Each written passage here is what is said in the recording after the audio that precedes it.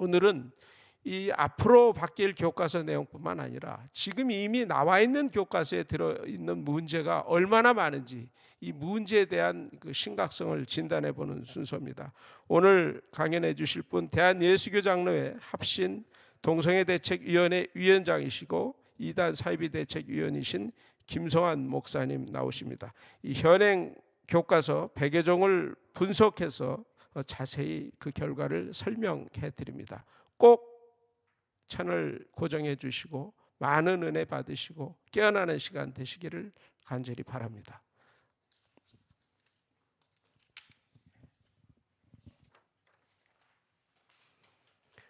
네. 김성환 목사입니다. 먼저 기도하겠습니다. 거룩하신 우리 하나님, 오늘도 살아계셔서 역사하시며 주의 백성들을 지키시고 교회를 인도하시는 은혜에 감사드립니다. 죄악된 이 세상에서 주의 백성들이 미혹되지 않도록 우리의 영혼을 지켜주시고 이 악한 세상에서 하나님의 진리를 외치는 자들이 되도록 도와주시옵소서. 오늘도 차바를 통하여 많은 백성들이 진실을 깨닫고 옳은 길로 돌아오게 하옵소서. 또 이 차바를 위하여 섬기시는 모든 주의 종들에게 힘주시고 위로를 주시옵소서. 예수님 이름으로 기도합니다. 아멘. 네, 예장합신교단 동성애대책위원장 김성환 목사입니다. 제가 지금 현재 우리 자녀들이 학교에서 배우고 있는 현행 교과서의 문제점들을 살펴본 바를 설명해 드리고자 합니다. 중학교 교과서에서 노골적으로 동성애를 차별하지 말라고 강요를 합니다. 그래요, 전 남자를 사랑해요. 뭐 어쩌란 말입니까? 게이를 차별하지 말라고 동성애와 젠더 이데올로기 사상을 학생들에게 강요하고 있습니다. 중학교 도덕교과서에서 성의 의미와 가치를 설명하면서 섹스는 생물학적 성별이고 젠더는 사회문화적 성정체성이고 섹슈얼리티는 성에 대한 욕망이다. 성적 지향이라는 거죠. 동성애, 이성애 같은 겁니다. 그러니까 아예 대놓고 동성애를 정상적인 성적 욕구라고 가르치며 젠더 이데올로기를 이렇게 체계적으로 가르치고 있습니다. 이에 대해서 언론에서 우려하면서 보도한 내용들을 소개하겠습니다. 이미 10년 전에 2013년 7월 11일입니다. 무려 10년 동안 시민단체들은 동성애를 조장하는 이 교과서를 수정해달라고 요구해 왔습니다. 다음 화면 2015년입니다. 9월 17일 시민들이 광화문 정부청사 앞에서 교과서 수정을 요구했습니다. 또 2016년 11월 4일 경남 미래 시민연대 주최 교과서 세미나에서 동성애를 가르치는 교과서를 바로잡아야 한다고 시민들에게 호소했습니다. 2018년 9월 11일 이미 오래전부터 시민단체들이 이렇게 교과서 수정을 요구해 왔습니다. 또 2018년 12월 21일 우리는 지난 10년 동안 끊임없이 교과서 수정을 요구해 왔습니다. 그런데 정부는 이런 시민들의 정당하고 올바른 요구를 계속 외면해 왔습니다. 2016년 7월 19일 CTS 보도를 보면 고등학교 생활과 윤리 교과서에서 동성애를 옹호하고 있다고 이 심각한 상태를 보도를 했습니다. 2016년 7월 19일 CTS 보도를 보면 소수자로 분류될 수 있는 사람들, 여성, 어린이, 초중고생, 장애인, 이 사람들은 당연히 소수자로 분류될 수 있죠. 그러면 거기에 성적 소수자, HIV, 에이즈 환자를 거기에 끼워 넣어서 이 사람들이 사회에서 보호받아야 될 초중고생 같은 여성과 같은 사회적 약자라고 분류하고 사회적 보호와 특혜를 받아야 한다고 가르칩니다. 2016년 7월 19일 CTS 보도를 보면 성적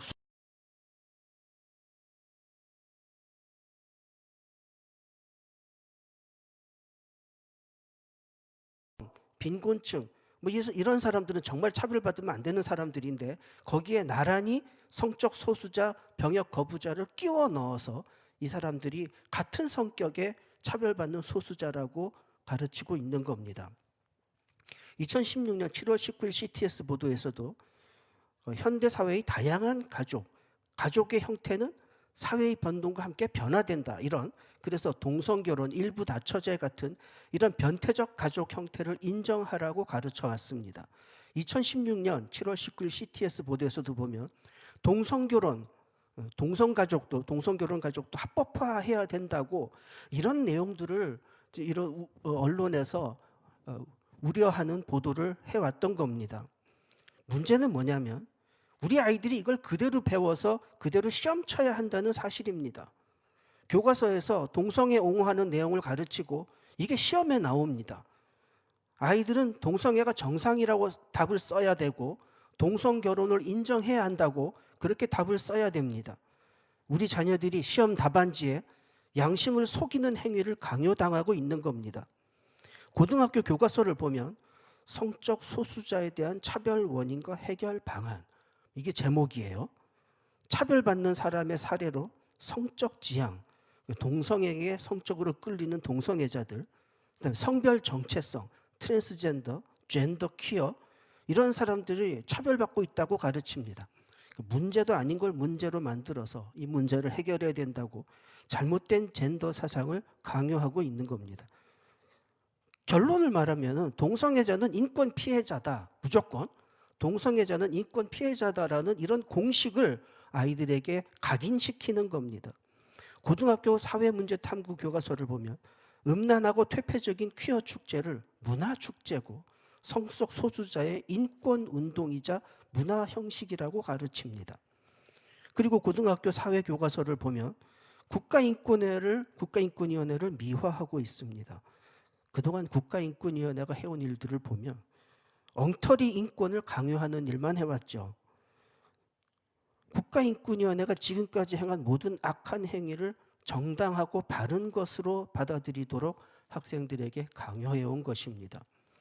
국민일보에서 이걸 아주 잘 보도를 했어요. 국가인권위원회가 하는 일을 보면 동성애 조장하는 일들만 열심히 해왔습니다.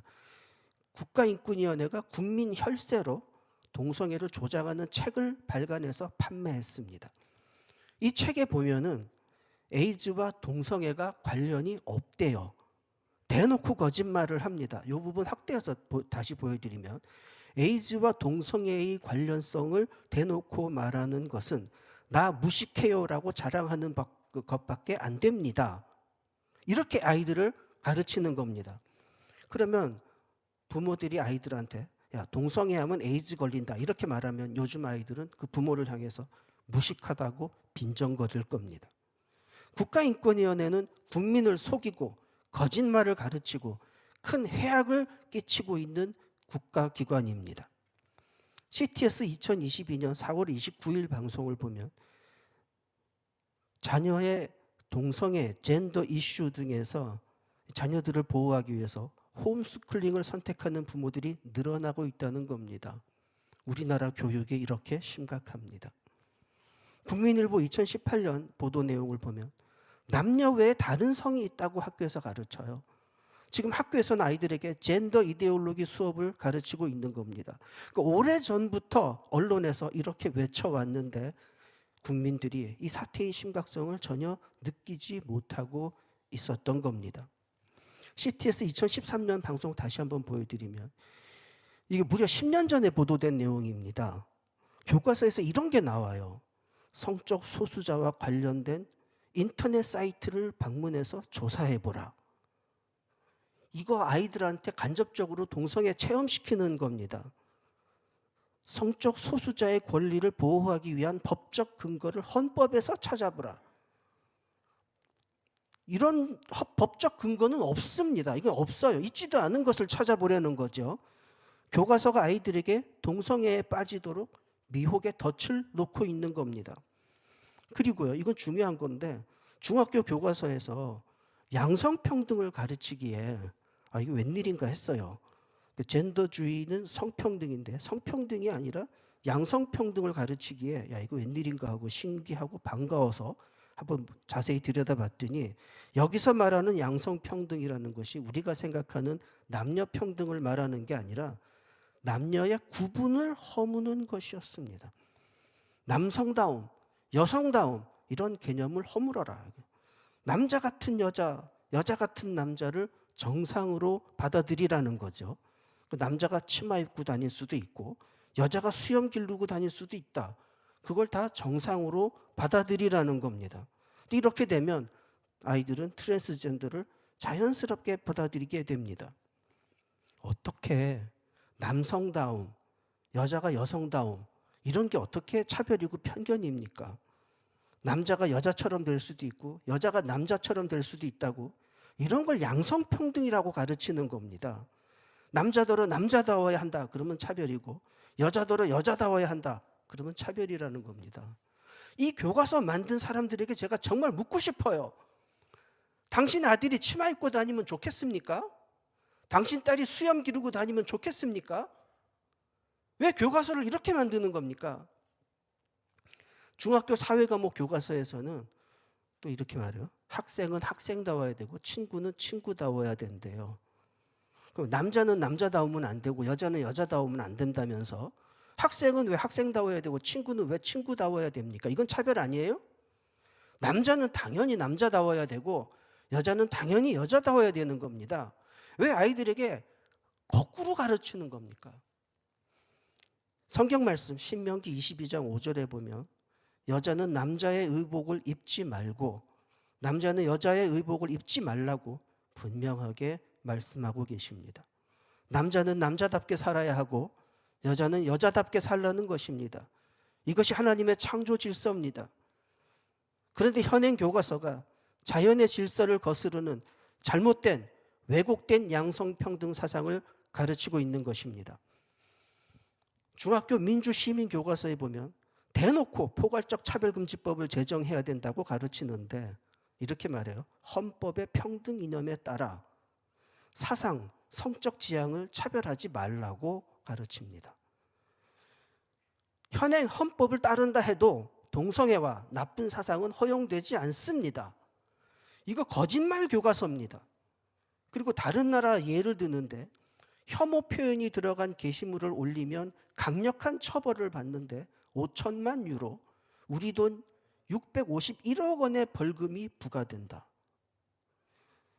이렇게 무서운 무지막지한 차별금지법을 제정해야 된다고 교과서에서 가르치니까 아이들은 이것이 옳다고 배우게 되는 겁니다. 그리고 중학교 민주시민 교과서를 보면 우리 반 차별금지법을 만들어 보라고 실습까지 강요합니다. 고등학교 사회문화 교과서를 보면 사회적 소수자를 열거하면서 양심적 병역 거부자, 특정 종교를 믿는 자, 즉 여호와 증인의 신도들이 사회적 소수자라고 가르칩니다. 지금 이 종교는 다른 나라에서는 반사회적 종교로 여겨져서 포교 금지까지 당하고 있는 종교입니다. 그런데 이 종교를 우리나라에서는 소수자로 보호해줘야 된다는 거예요. 그러니까 반사회적인 교과서를 지금 만들어서 가르치고 있는 겁니다. 중학교 사회교과서에 보면 자신의 인권에 대한 인식을 평가하는 문제가 있는데 가족이나 친구 중에 동성애자가 있다면 기꺼이 이해하고 그들의 결혼까지 지지할 생각이 있느냐고 질문합니다. 교과서가 동성애를 지지하라고 억지로 강요하고 있습니다. 우리 아이들은 양심을 속이는 답을 쓰도록 강요당하고 있는 겁니다. 중학교 사회교과서를 보면 부모가 설거지 시키는 것이 인권 침해라고 가르치고 그리고 또 여기저기 고소하라고 가르칩니다. 부모를 구조공단에 고소하라고 이런 폐륜적인 교육을 시키고 있는 겁니다. 중학교 사회교과서 보면은 동성애 인권을 주장하는 사람들은 남녀가 같은 화장실을 사용하는 것이 성평등, 장애인은 화장실을 남녀 구분을 해줘야 하고 장애인들어 남녀 구분 없는 화장실 사용하는 것은 인권 침해라고 가르칩니다. 그런데 동성애 인권 주장하는 사람들은 남녀가 같은 화장실 사용하라고 그러잖아요. 성중립 화장실 만들어서 남녀가 같은 화장실 쓰는 그거를 평등이고 인권이라고 가르치잖아요. 그런데 장애인은 왜 남녀를 구분해야 됩니까? 장애인 화장실은 남녀 구분 안 하면 인권 침해고 장애인 아닌 사람은 남녀 공용 성중립 화장실을 써야 되고 그래서 이 교과서를 만든 사람들을 보면 정상적인 논리적인 사고를 하는 사람들이 아닌 것 같습니다. 그리고 중학교 성과 건강 교과서를 보면 우리나라 에이즈 감염자 98%가 동성애자입니다. 이건 다 알려진 사실 아닙니까? 근데 에이즈는 동성애자들이 걸리는 병이라고 가르쳐야 맞지 않아요? 근데 누구나 걸릴 수 있는 병이라고 거짓말을 교과서에서 가르칩니다. 당뇨나 고혈압처럼 만성 질환의 하나라고 이렇게 거짓말을 가르치는 겁니다. 에이즈에 관한 진실을 보면요. 10명 중 4명이 에이즈의 감염을 인지한 지 6개월 내에 사망합니다. 이게 국정감사 자료입니다. 국회에서 국정감사에서 제출된 자료입니다. 에이즈는 죽음을 부르는 무서운 치명적인 질병입니다. 그리고 에이즈 환자가 10년 이상 생존할 확률은 4.7%에 불과합니다. 근데 이런 에이즈를 별로 겁낼 것 없는, 누구나 걸릴 수 있는 그런 아무렇지도 않은 병인 것처럼 이렇게 가르치면 어떡합니까? 이건 우리 아이들이 건강과 생명을 위협하는 너무나 거짓된 잘못된 교과서 내용입니다. 자, 그다음에요. 현행 교과서에서 가정에 대해서 어떻게 가르치는지 소개해 드리겠습니다.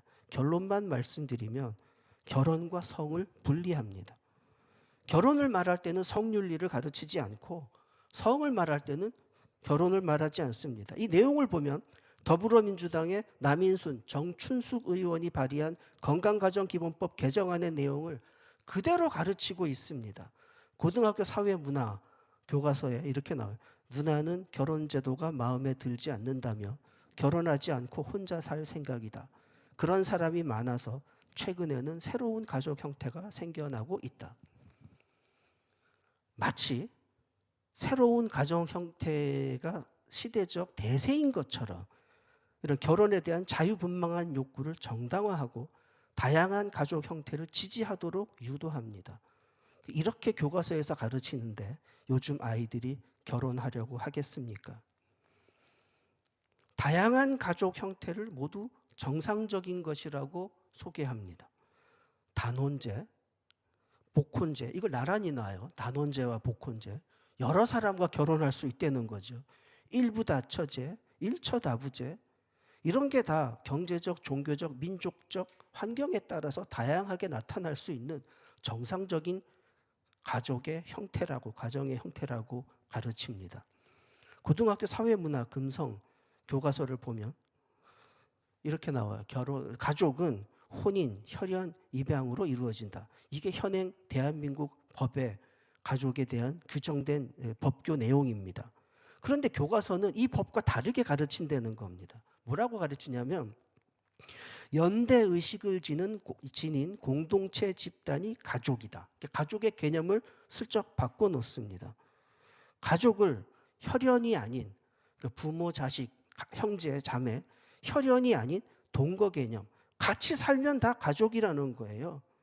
연대의식을 지닌 공동체 집단, 이건 마치 공산주의 집단 체제를 보고 있는 느낌이 들지 않습니까?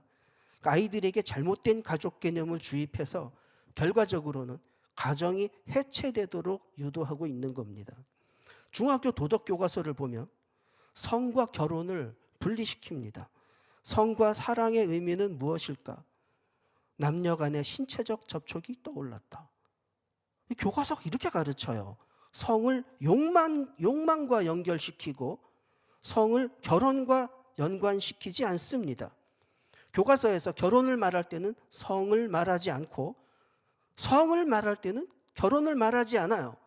결혼과 성을 서로 떼어놓고 상관없는 것처럼 결혼과 성행위를 전혀 관련이 없는 개념인 것처럼 아이들에게 주입하고 있는 겁니다.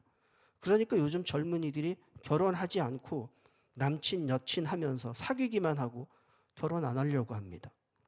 중학교 도덕교과서를 보면 성의 의미, 성의 가치, 성의 도덕적 의미를 가르치면서 성과 결혼, 성과 가정, 이걸 연결시켜서 가르치질 않습니다.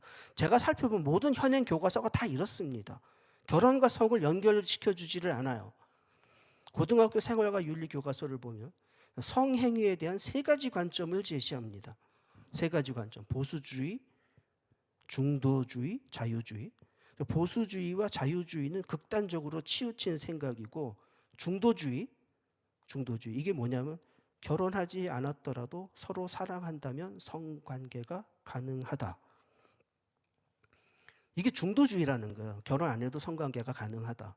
그리고 그 다음에 줄긋기 문제가 나옵니다. 성의 가치에 대해서 줄긋기를 하는데, 결혼과 가정에 대해서요, 줄을 그을 데가 없어요. 이게 성의 가치와 개념에서 결혼과 가정이 빠져 있는 겁니다. 이러니 요즘 아이들이 성 따로 결혼 따로 이렇게 살게 만들어 놓고 있는 겁니다.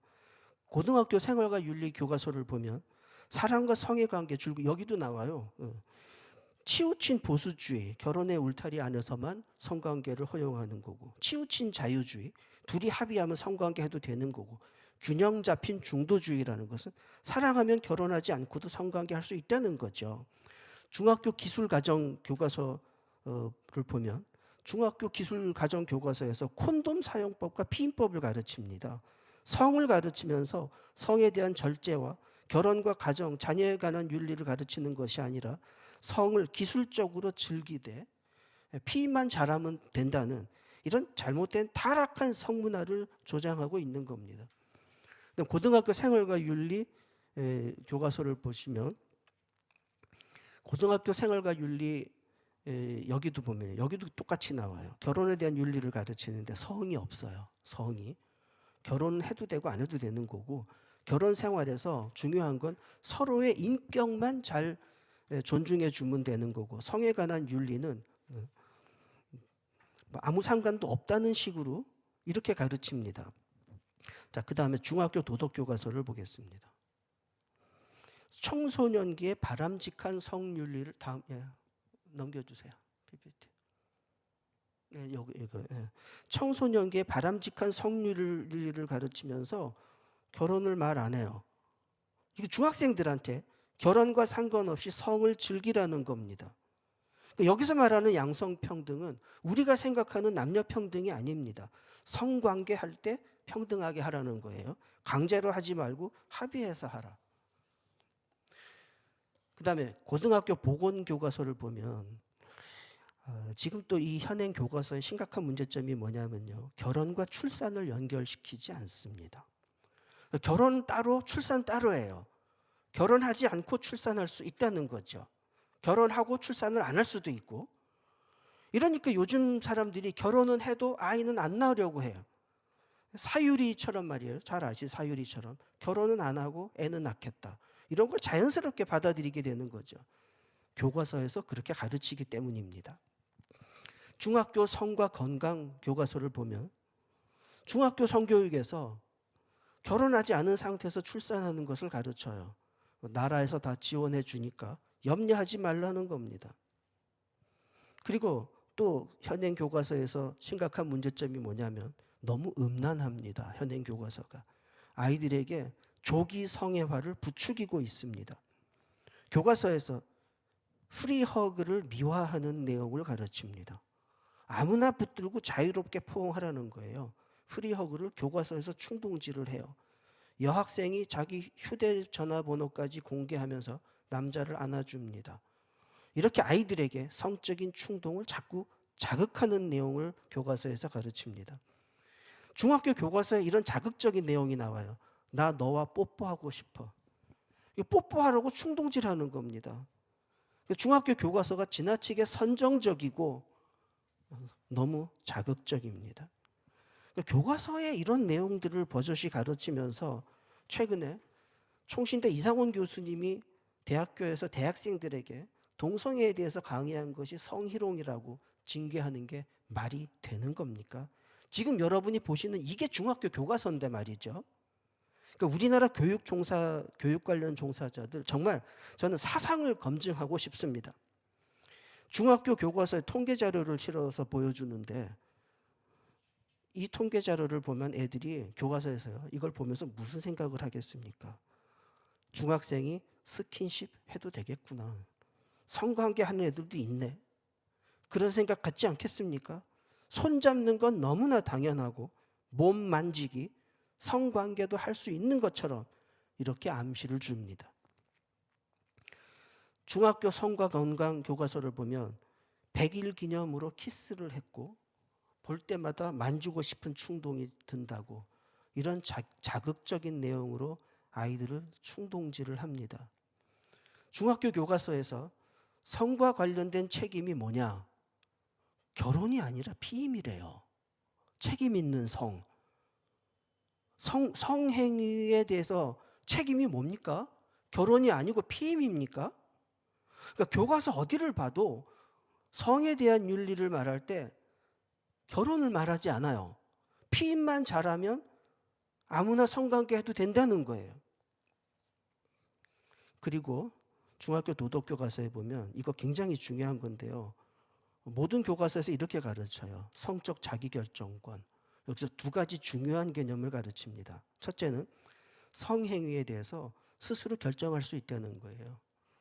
내가 결정해서 내가 원하면 성행위를 할 수 있다. 이게 중학교 도덕교과서입니다. 중학생들도 자기가 원하면 성관계 할 수 있다는 거예요. 두 번째가 성 정체성을 자기가 결정할 수 있다는 겁니다. 자기가 남자냐 여자냐 혹은 제3의 성이냐 이거를 자기가 결정하려는 거예요.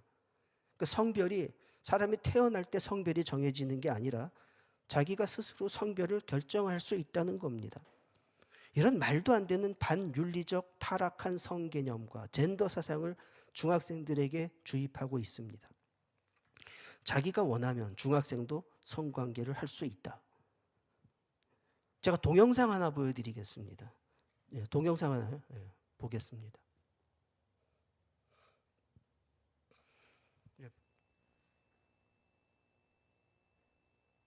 청소년도 성적 권리를 가진 인간입니다. 성욕이 있고 섹스를 합니다. 성 정체성을 스스로 알 수 있습니다. 그것이 잠깐의 혼란으로 치부되고 방황으로 치부되어서는 안 됩니다. 청소년도 인간입니다. 그냥 미성숙한 존재가 아닙니다. 그래서 요즘에 임신과 출산, 차별받지 않을 권리에 대해서 이야기하겠습니다. 임신과 출산은 섹스를 한다면 누구나 처할 수 있는 위험입니다. 여러분도 피임하시잖아요. 피임하는데 실패할 때 있잖아요. 그런데 잘못해서 임신을 했어요. 그걸로 차별받는 게 뭐라요? 저출산 시대라면서요. 그래서 동성애도 반대하시잖아. 네, 거기까지 보겠습니다. 네, 여러분 아까 말씀하신 대로 다른 건 없고 이야기하시기 바랍니다. 지금 저 학생이 저렇게 주장하는 게요. 학교에서 배운 대로 말하는 겁니다. 학교에서 배운 대로. 학교에서 그렇게 가르쳤거든요. 중학생도 자기가 결정해서 성관계를 할 수 있고 성 정체성도 자기가 결정할 수 있다는 거예요. 그게 성적 자기결정권입니다. 학교에서 배운 대로 저렇게 말하는 거예요. 그리고 생일 축하 파티가 끝난 후에 우리 함께 잘까? 이런 자극적인 충동적인 내용을 교과서에서 아이들에게 보여줍니다. 그리고 2020년 7월 22일 기독교 구TV 뉴스에서 방송된 내용을 보면 유치원에 성기 그림과 콘돔 그림이 있어요. 유치원 아이들이 왜 콘돔 사용법을 배워야 됩니까? 유치원부터 음란 교육을 시키고 있는 거예요. 지금 이렇게 아이들에게 음란 교육, 조기 성애화 교육을 시키고 있습니다. 이거 엄청 심각한 일입니다. 자, 그 다음에 종교에 대한 이야기를 하겠습니다. 교과서가 종교에 대해서 어떻게 가르치는지 설명을 드리겠습니다. 현행 교과서를 보면 교과서가 이슬람 전도지 역할을 하고 있습니다. 먼저 언론에 보도된 내용을 소개하겠습니다. 이슬람은 18쪽, 기독교는 2쪽. 이렇게 편향된 교과서를 만들어서 가르칩니다. 현행 교과서는 이슬람 전도지와 같습니다. 그리고 의도적으로 기독교를 학생들의 의식 속에서 지우려고 아주 교묘하게 작업을 하고 있습니다. 현행 교과서의 이슬람에 관한 부분은 이슬람 측에서 만든 포교 소책자 내용을 그대로 갖다 실었다고 합니다. 이게 언론에서 보도를 했어요. 그러니까 사실상 이슬람 포교 책자를 교과서에 갖다가 실어놓고 이걸 아이들에게 외워서 시험 치게 하고 있는 겁니다. 이렇게 교과서를 통해서 이슬람의 교리를 학생들에게 강제로 주입하고 있다고 언론에서 보도했습니다. 그리고 또 언론 보도에 의하면 실제로 이 교과서로 인해서 이슬람으로 개종하는 학생들이 많다고 합니다. 통계 내용을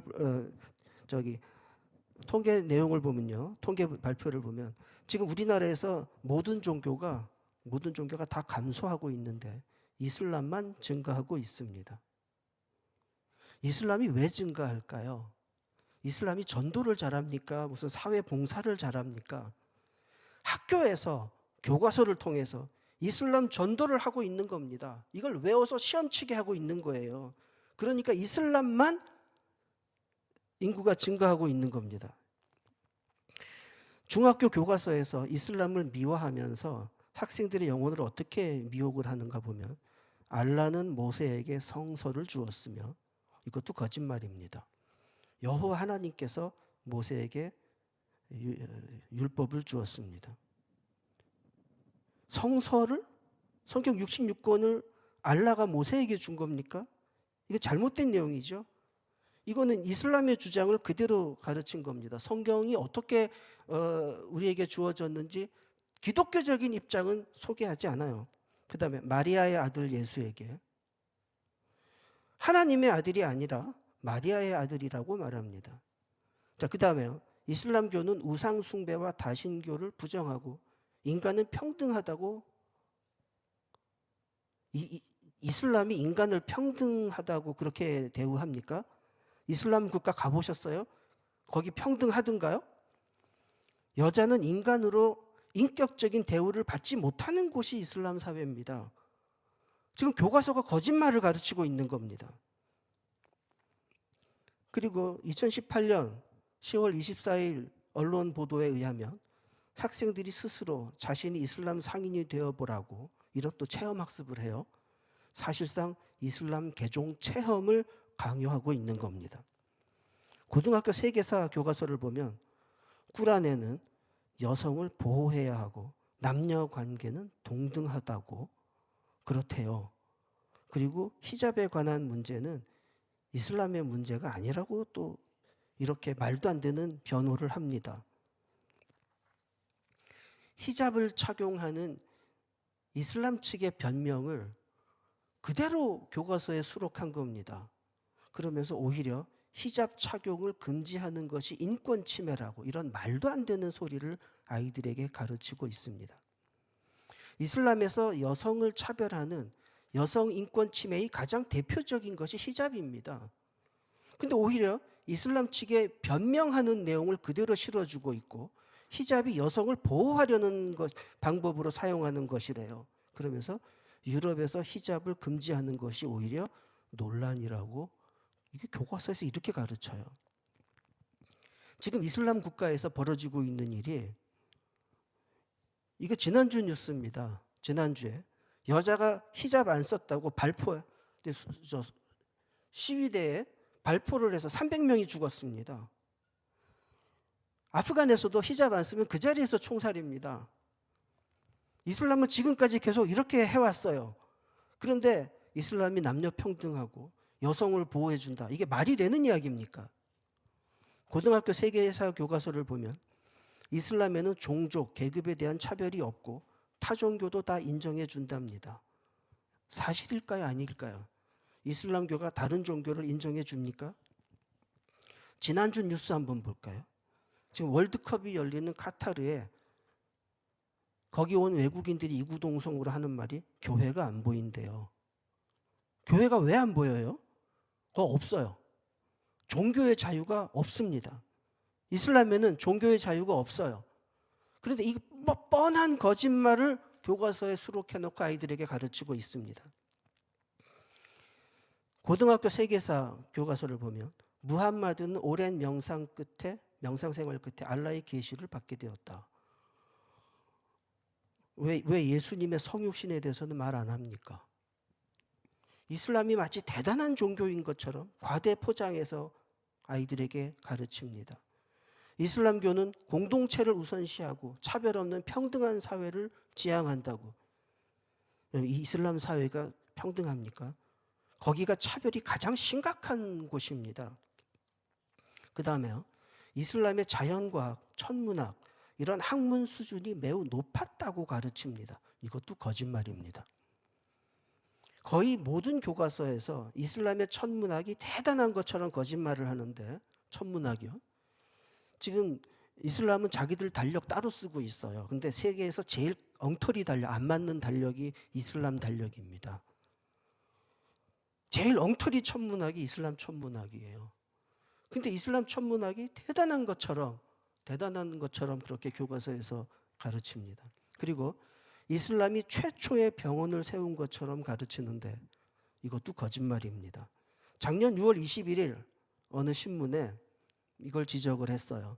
병원이 이슬람의 산물이라는 교과서의 내용은 사실이 아니다. 이미 훨씬 전에 스리랑카에서도 병원이 있었고 이렇게 다른 나라에서도 훨씬 이전에 있었다는 거죠.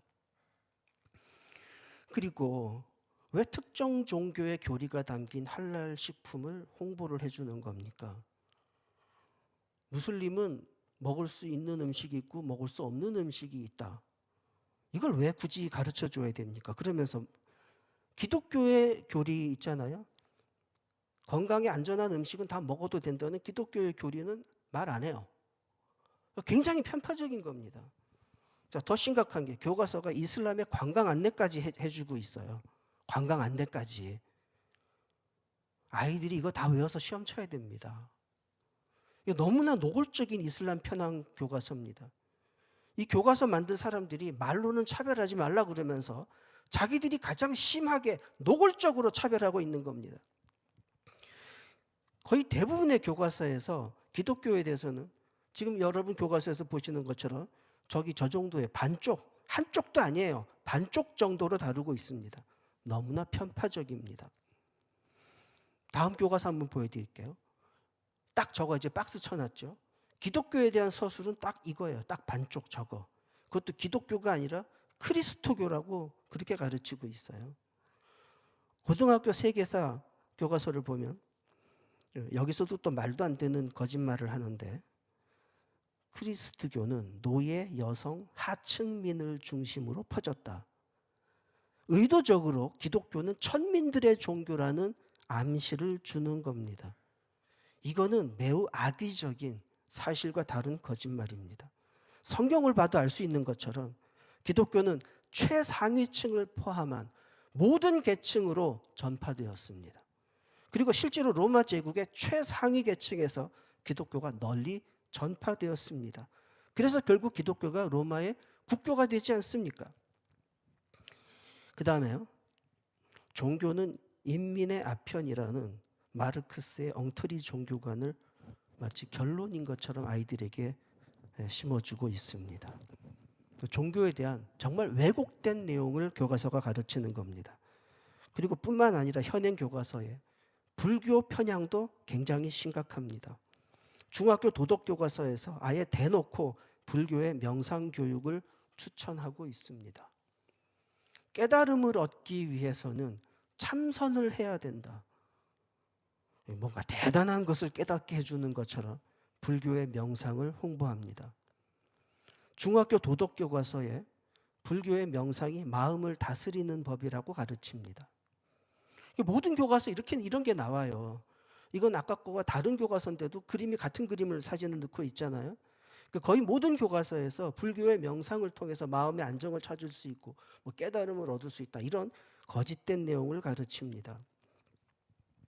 며칠 전입니다. 며칠 전 불교 뉴스에서 이 시대의 키워드는 명상불교로 평가될 것이라고 보도했습니다.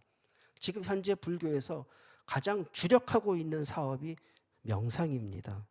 이 불교의 명상 수련법을 교과서에서, 학교에서, 교사에 의해서 학교에서 교과서를 통해서 아이들에게 홍보를 해주고 있는 거예요.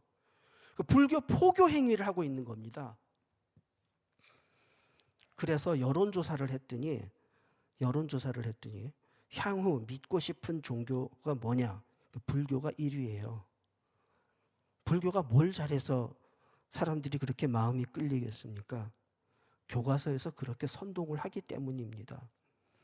이 교과서에서 계속 기독교는 배제하고 불교를 선전해 줍니다. 어떻게 그렇게 하는지 제가 좀 보여드리겠습니다. 자, 중학교 도덕교과서에 보면 동양의 이상적인 인간상에 유교, 불교, 도교 세 종교가 나와요. 서양의 이상적인 인간상에는 당연히 기독교가 나오겠지 하고 봤더니 아니에요. 서양의 이상적인 인간상에는 기독교가 아니라 엉뚱하게도 철학자들이 나옵니다. 왜 이런 식으로 편파적으로 말을 하죠? 그 다음에 또 마음을 다스리는 법을 가르치면서 마음을 어떻게 다스리냐? 불교의 교리를 설명합니다. 그리고 그 다음에는 서양에서는 엉뚱하게도 에피큐로스 학파 사상을 소개해요. 불교 교리를 대단한 사상으로 홍보하면서 의도적으로 기독교는 삭제해버립니다. 뭐 계속 교과서가 다 이래요. 계속해서 동양에서는 유교와 불교를 말하고 서양에서는 에피쿠로스와 스토아 학파를 말합니다. 유교, 불교는 나오는데 기독교는 없습니다. 어디 갔죠? 의도적으로 삭제했습니다.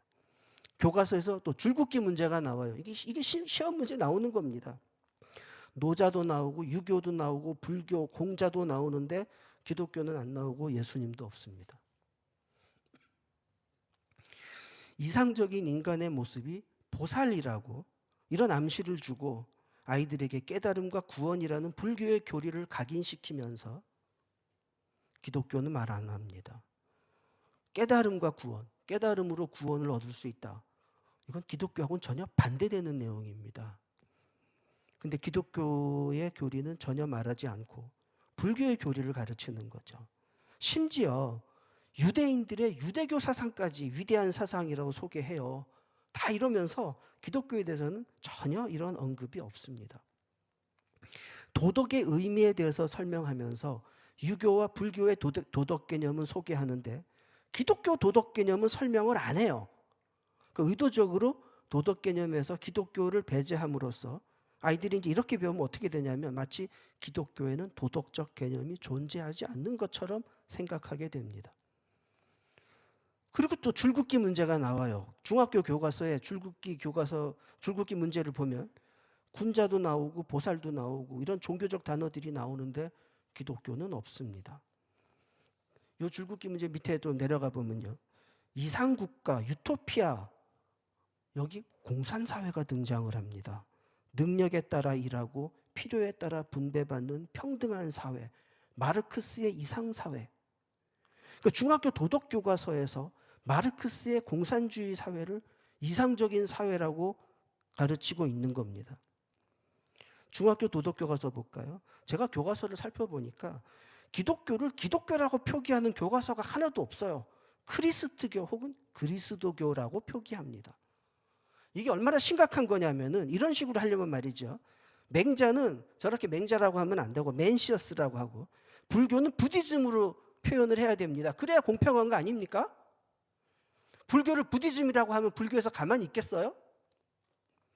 왜 불교는 부디즘이 아닌 불교라고 가르치면서 기독교는 왜 기독교가 아닌 크리스트교, 그리스도교 이렇게 가르칩니까? 중학교 교과서 줄긋기 문제를 보면 유교, 불교는 나오는데 기독교는 없어요. 생뚱맞게도 거기 에피큐로스가 나옵니다. 이런 식으로 의도적으로 기독교를 배제하고 있어요. 학생들의 머릿속에서 기독교의 개념을 아예 지우려고 하고 있는 겁니다.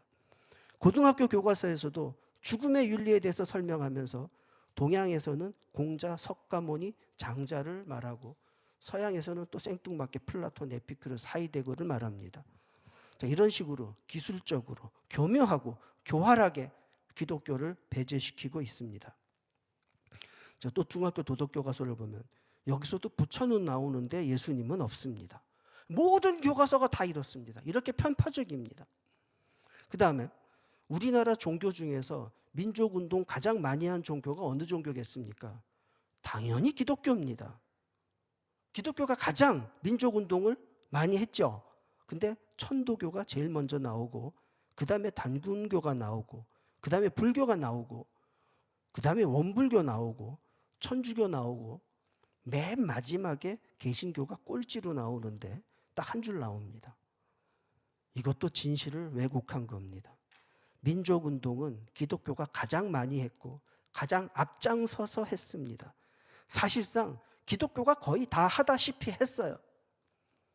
일본의 식민 통치에 대해서 어느 종교가 가장 많이 저항하였습니까? 단군교래, 단군교래, 단군교. 단군교가 가장 적극적이었다고. 이것도 허위 사실입니다. 단군교 다음에 불교, 그 다음에 천도교 나오고, 개신교는요 신사참배 거부하다 탄압을 받았대요. 이게 교묘한 모함 비방입니다.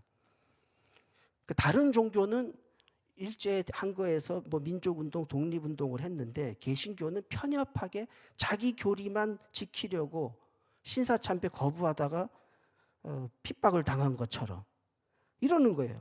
천주교는 고아원 양로원 같은 사업을 했는데 기독교는 자기 종교 교리 지키는 것 외에는 한 것이 없는 것처럼 이렇게 가르쳐요. 이런 교과서 내용을 보면 아이들은 개신교는 아무 한 것도 없네. 자기 종교 지키려고 그런 짓만 했네. 이렇게 배우게 되지 않습니까? 이거 허위 사실입니다. 사회사업, 교육사업 모든 분야에서 다른 종교가 한 거 다 합쳐도 기독교, 개신교가 한 거에 반에 반도 안 됩니다. 이건 용서할 수 없는 거짓 교육을 아이들에게 가르쳐 온 겁니다. 그 다음에 중학교 역사 교과서를 보면 다른 종교는 다 뭐 계몽운동도 하고 독립운동도 했는데 여기서도 보면 개신교는 신사참배하다 탄압받았다. 이렇게 말하고 있어요.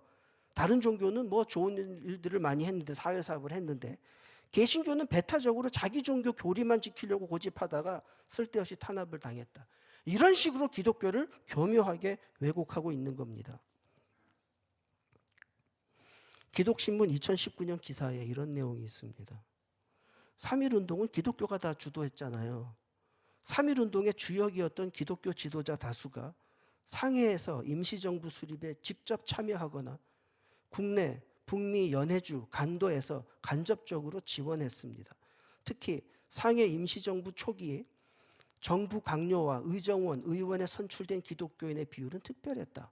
이승만, 안창호 같은 인물들, 또 애국자들의 강연과 토론회, 각종 모임에 교회가 장소를 제공했습니다. 임시정부 수립과 독립운동에 기독교가 절대적인 역할을 했습니다. 이런 것을 교과서가 전혀 가르치지 않습니다. 교과서는 이렇게 가르치는 거죠. 다른 종교는 다 열심히 했는데 기독교는 아무것도 한 게 없다. 이런 식으로 가르치고 있는 겁니다. 중학교 역사 교과서를 보면 여기도 이제 독립운동을 한 종교를 고르라는 문제입니다. 여기에 보기에 아예 기독교가 없어요. 아예. 기독교는 아무 한 일이 없는 것처럼 아이들에게 가르치는 거예요. 국민일보 2015년 9월 8일 기사에 이런 내용이 보도되었습니다. 역사 교과서가 유, 불, 도교, 실학, 천주교, 동학을 소개하면서 근대화, 독립운동에 결정적인 역할을 한 기독교는 쏙 빼놨다. 우리나라 근대사는 개신교를 빼면 말할 수가 없습니다. 설명이 안 돼요. 최초의 근대교육, 최초의 여자학교, 최초의 병원, 최초의 여자학교, 여자병원, 최초의 점자책, 이거 전부 기독교가 한 겁니다. 우리나라 근대화에 개신교가 거의 결정적인 역할을 했어요. 근데 이 모든 개신교의 역할을 전혀 가르치지 않습니다. 국민일보 2015년 6월 18일 기사를 보면 현행 교과서로 역사 배우면 개신교의 역할을 전혀 모른다. 이게 2015년 기사입니다. 현행 교과서로 배우게 되면 개신교의 역할을 전혀 모르는 게 아니라 아예 개신교는 아무것도 한 게 없다고 그렇게 배우게 되는 겁니다. 이렇게 배운 게 이미 오래됐어요. 10년 전부터 우리가 교과서 고쳐야 된다고 주장을 해온 겁니다. 그리고 교과서가 이제 우리나라에 대해서 다문화 사회를 강요합니다. 우리나라가 다문화 국가입니까? 우리나라는 단일 언어를 쓰는 단일 국가입니다. 근데 억지로 다문화 사회를 만들려고 아이들을 세뇌시키고 있습니다. 중학교 도덕교과서에 보면 내가 사는 마을에 다문화 공동체가 생겼다. 반대할래? 찬성할래? 그러니까 아이들에게 강제로 다문화 사회를 받아들이라고 강요합니다. 여러분 무엇이 맞습니까? 우리나라에 이주해온 사람들이 우리나라에 사람들이 이주해 오면 그 사람들이 우리 문화를 받아들여야 되는 거 아니에요? 우리가 그 사람들을 맞춰서 동화해 줘야 됩니까? 우리나라가 어떻게 다문화 사회입니까? 왜 우리나라를 다문화 사회로 만들려고 하는 겁니까? 이런 식으로 가르치면 이슬람의 샤리아 마을, 할랄타운, 차이나타운 이런 걸 막을 수가 없어요. 이거 나라의 주권을 포기하자는 것과 같습니다. 그리고 중학교 민주시민 교과서를 보면 외국인에게도 투표권을 줘야 된대요. 이거 정말 나라의 주권을 포기하자는 겁니다. 왜 이런 걸 가르칩니까? 중학교 사회 교과서를 보면 우리나라는 다문화 사회가 아니에요. 그런데 억지로 아이들의 관점을 우리나라를 다문화 사회로 보라고 그렇게 관점을 왜곡된 관점을 강요합니다. 다문화 사회니까 받아들여야 된다. 이거 반대로 가르치는 겁니다. 우리나라의 외국인의 유입이 늘어날수록 우리 문화의 정체성, 우리 민족의 정체성을 지켜야 된다고 가르쳐야 하지 않습니까? 그리고 교과서에서 자유민주주의를 삭제하고 마르크스 사회주의를 미화해서 가르칩니다. 공산 독재 국가인 북한까지 심지어 미화하고 있습니다.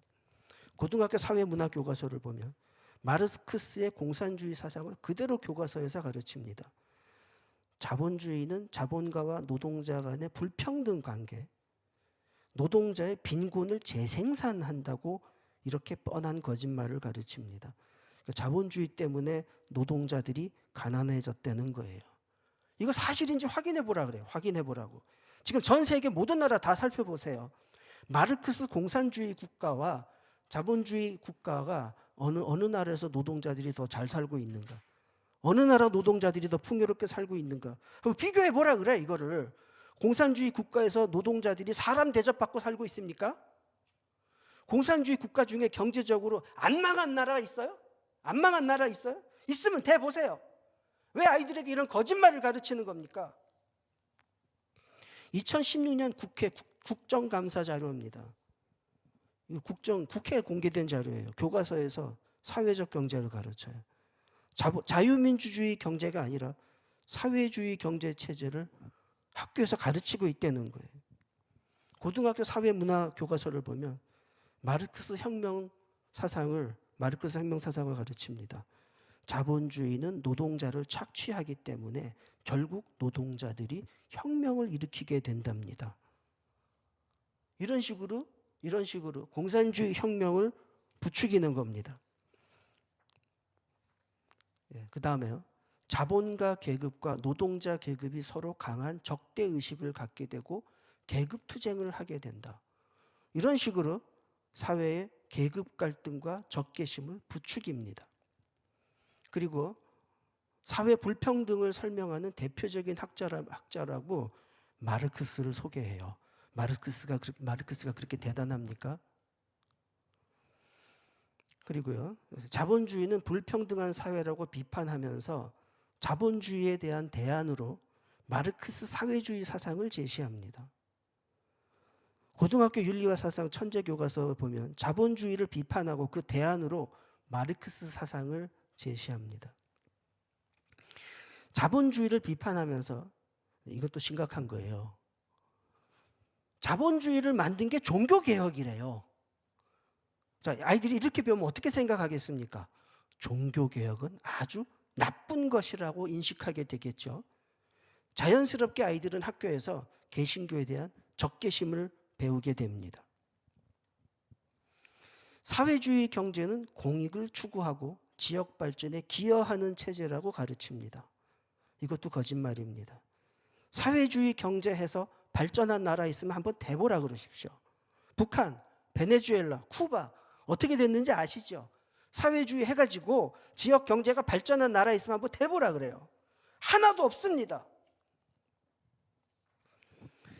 국가가 계급 지배의 착취 도구에 불과하다는 마르크스의 주장을 그대로 수록하고 있습니다. 그러므로 애국심은 헛된 관념이래요. 굉장히 무서운 내용이죠. 마르크스에게 국가는 자본가가 노동자를 지배하는 데 사용하는 도구일 뿐이다.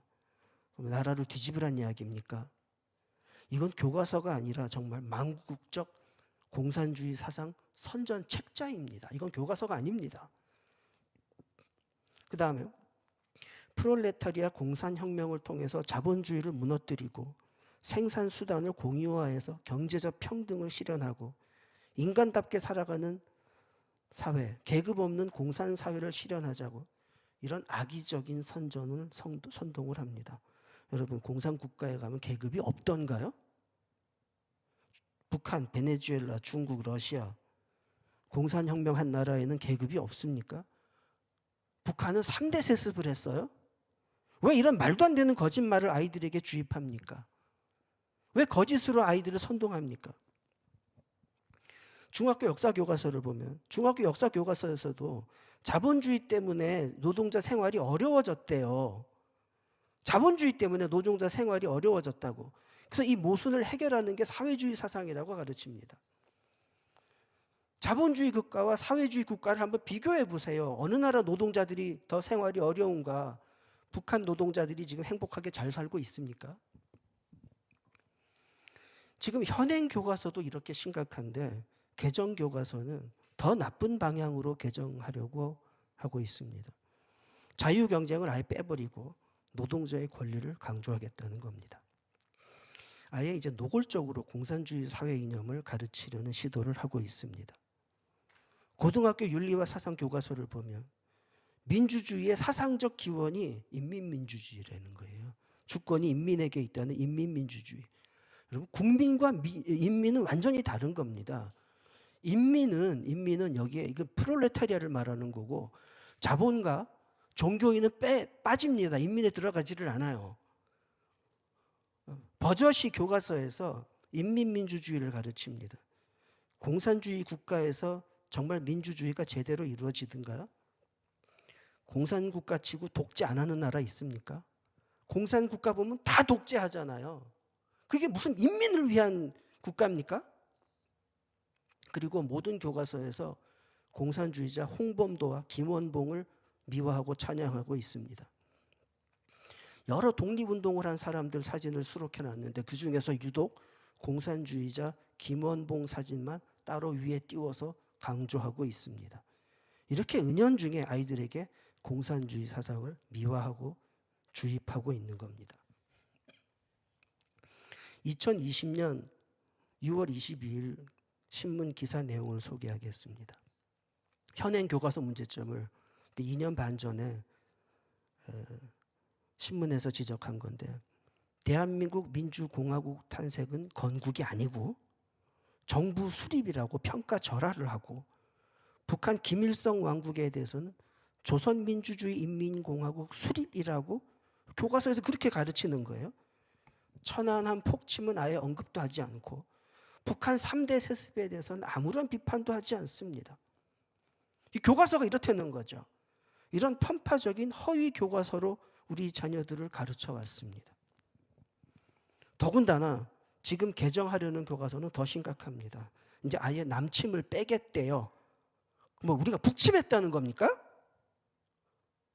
제가 현행 교과서를 살펴보니까 아직 모든 교과서에서 그래도 6.25는 남침이라고 현행 교과서에 그렇게 돼 있어요. 근데 이제 이걸 고치겠다는 겁니다. 남침을 빼고. 왜 북한 편을 듭니까? 거짓으로 그것도. 왜 거짓된 역사를 가르칩니까? 역사를 왜곡하고 나라가 제대로 되겠습니까? 그리고 마지막으로 한마디 하겠습니다. 아이들에게 분신자살을 미화시키지 마십시오.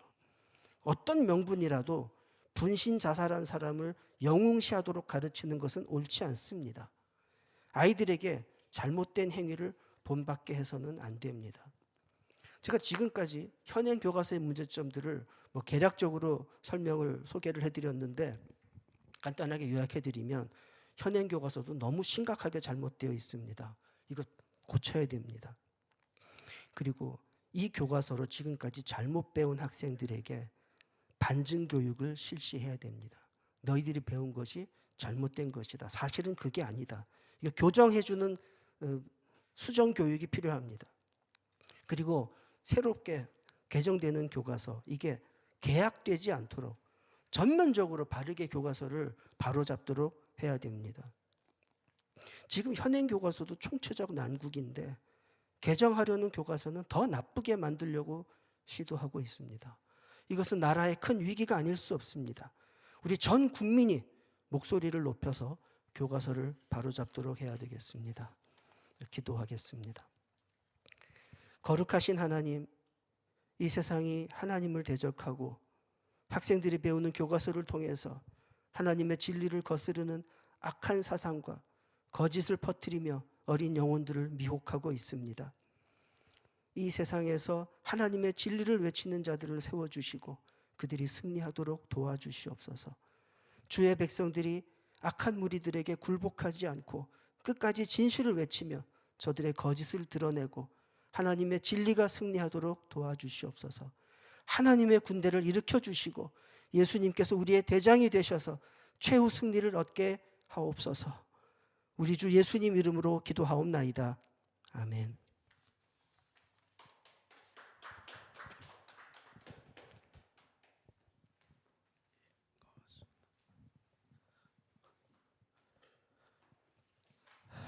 예, 고맙습니다. 귀한 강연. 정말 방대한 내용, 교과서 하나하나 분석한 결과를 설명을 해드렸는데 너무 충격스럽지 않습니까? 이러한 교과서 문제를 근데 그동안 언론에서 지적을 별로 안 했다는 것도 참 놀랍습니다. 교계 언론에서는 많이 보도를 했는데 일반 언론에서는 특히 이제 성혁명이라든지 이런 부분은 전혀 보도를 안 하죠. 대한민국 정체성과 관련된 건 좀 보도가 있긴 했지만은 전체적으로 큰 흐름에서 가정 파괴 교육이다 이렇게 정리해 주셨고, 또 조기 성애화 교육, 또 이슬람 옹호하는, 이슬람을 전파하는 그런 교육, 동시에 기독교는 철저히 배제하는 이런 교육, 또 다문화 사회를 강요하고 있고, 또 마지막으로 마르크스 사회주의, 공산주의를 미화하고 북한을 미화하는 이런 교육, 이런 5가지 소주제로 이렇게 내용을 하나하나 설명을 해 주셨습니다.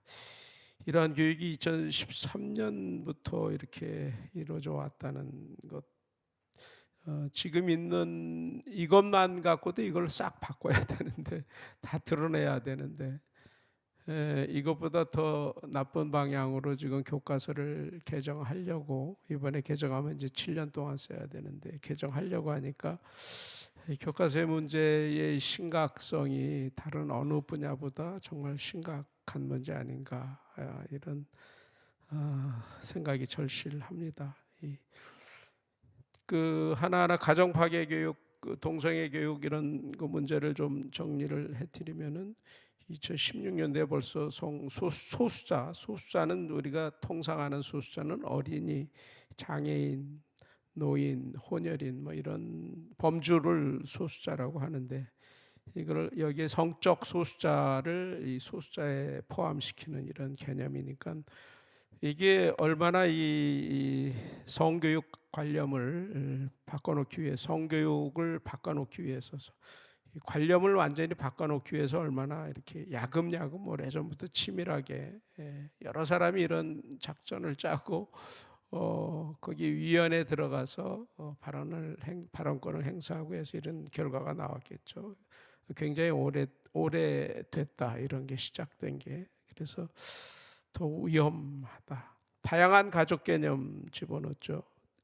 일부 일처제를 중심으로 해서 가정이 구성이 되는데, 그건 헌법에도 그렇게 나와 있는데, 그런 개념을 허무는 동성결혼 가족을 합법화하는 또 이런 개념 들어가 있고, 기어 축제가 정말 문제죠. 기어 축제에 참석자 수가 많아지면 이 차별금지법이 통과되는 이런 공식처럼 선진국이 이제까지 그래 왔는데, 이 기호 축제를 굉장히 성적 소수자들이 그 인권운동, 문화축제 이렇게 보도하는, 가리키고 있고, 이런 기호 축제가 세계적 추세인 것처럼 보도가 되어 있죠. 아직도 차별금지법 같은 것, 이런 성혁명 개념을 갖다가 공인받으려면, 인권이라고 이렇게 공인받으려면 유엔 총회라든지 이런 총회에서 이렇게 투표를 해야 되는데 아직도 그러지 못하고 있죠. 전체 200개 국가 중에 이게 차별금지법 통과된 나라가 이제 30개 정도니까 아직은 대다수, 지구촌에서 대다수 국가들이 여기에 동조를 안 하고 있죠. 근데 선진국에서 이제 이런 추세가 강하니까.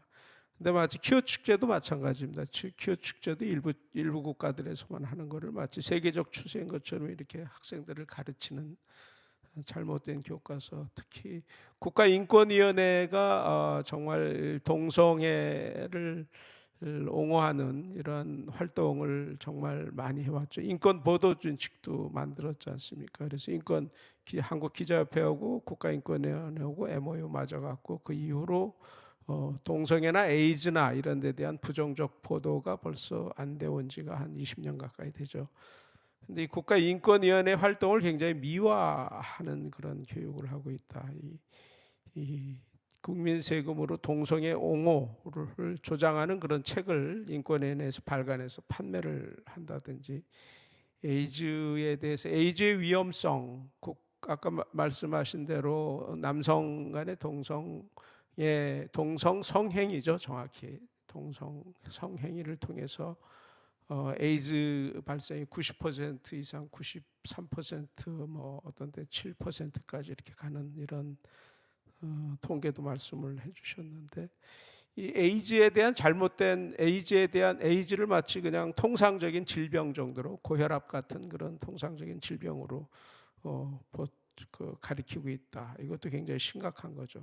또 젠더 이데올로기를 투입하고 있다. 이 주입하는 이런 교육을 하고 있고, 동성애자는 성소수자고 인권 피해자다. 이거를 다 같은 개념이다 해서 동성애자를, 그래서 이제 차별이라니 혐오라는 이제 이런 말들이 만들어내고 그러는데, 이런 교육을 하고 있고, 또 이 차별금지법 만들기를 실습하는 이런 교육도 하고 있다는 것도 굉장히, 얼마나 이렇게 이런 거 만들어내려면은 정말 오랜 시간, 오랜 세월을 걸쳐서 만들어냈고, 이걸 또 교과서로 집어넣기까지는 얼마나 많은 노력을 했을까. 그런데 이런 실태를 일반 대중은 사실상 대부분 모르고 있는 이런 상황이니까 심각한 거고, 이게 이렇게 이제 분석해서 이렇게 많이 했지만, 많이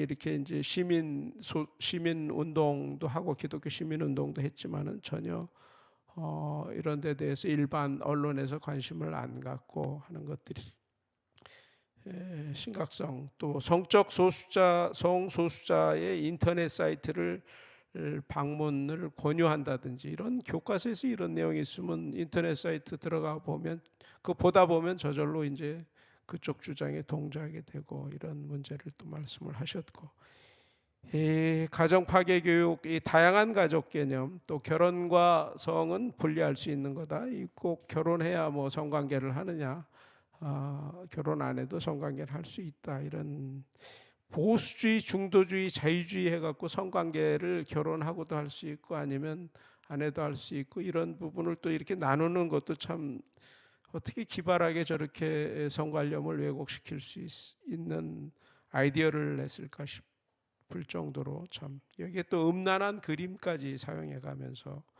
이 음란성을 부추기는 조기 성애화 교육을 하고 있다.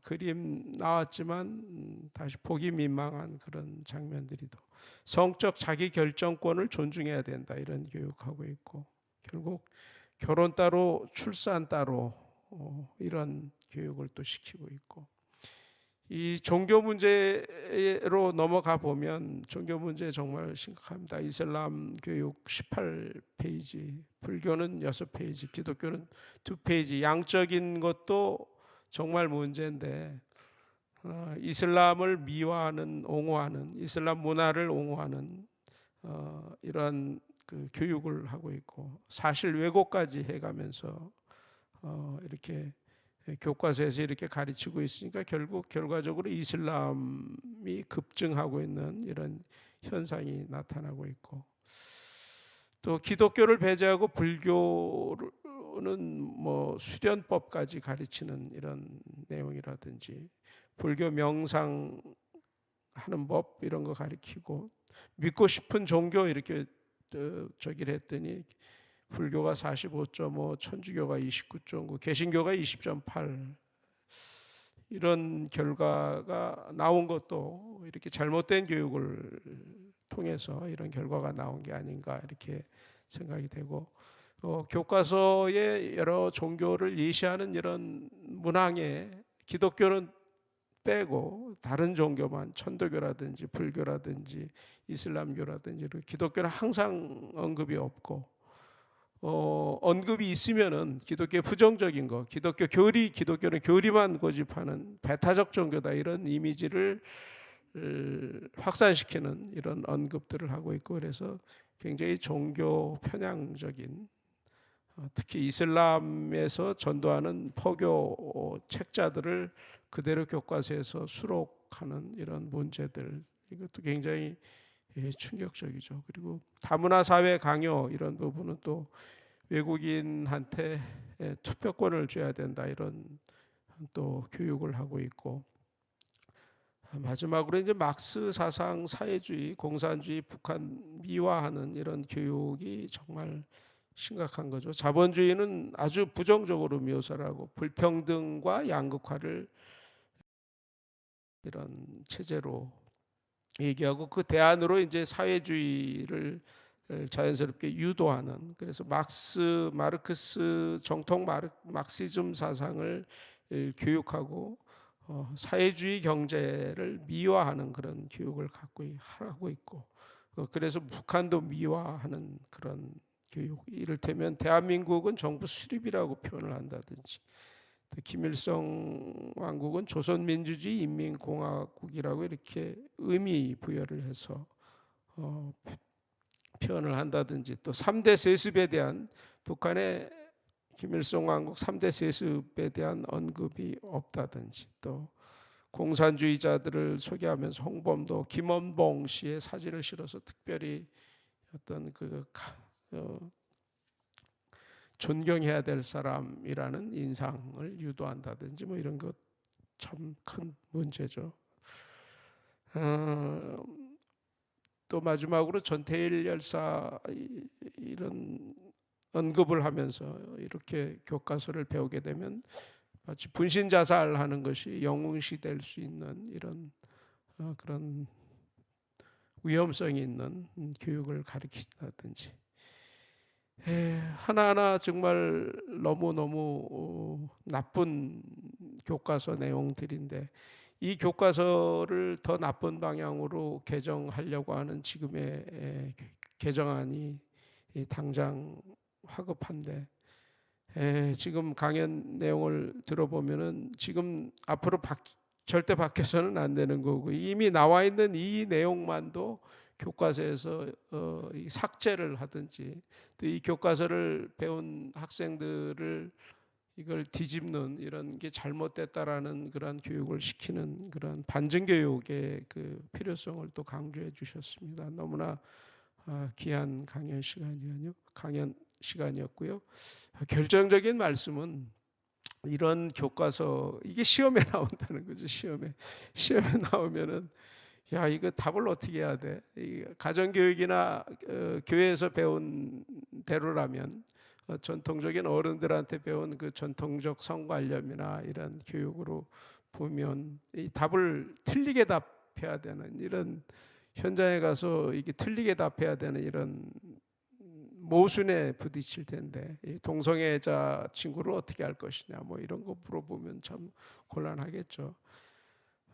정말 그 목사님이 이 아이 학대, 교육 독재 이렇게 표현하셨는데 정말 딱 맞는 표현 같습니다. 이런 심각한 문제, 정말 어제도 용산에 가서 이런 교과서가 이미 이렇게 돼 있는데 이걸 더 개혁하는 방향으로 교과서를 가져가는 건 절대 안 된다 해서 예배드리고 기도하고 열심히 주에 외쳤는데, 이러한 우리가 요구하는 것, 우리의 바람, 우리가 기도한 것, 이런 것들이 지금 정부에서 꼭 반영될 수 있도록 더욱더 열심히